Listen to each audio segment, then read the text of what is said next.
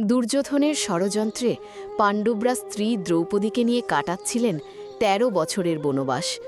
জঙ্গলের কুড়ে ঘরে কষ্টে দিন চলছিল। হঠাৎ একদিন বহু মুনি ঋষি এসে উপস্থিত হলেন আশ্রমে।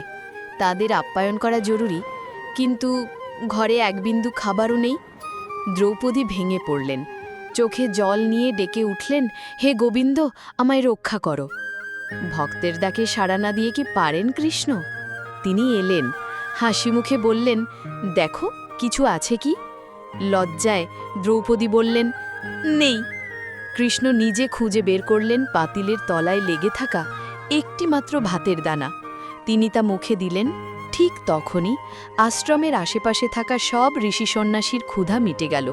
তারা বললেন, আমরা তৃপ্ত, আর কিছু চাই না। এই রকম আরও হৃদয় ছোঁয়া গল্প পেতে চ্যানেলটা লাইক ও সাবস্ক্রাইব করে আমাদের পাশে থাকুন।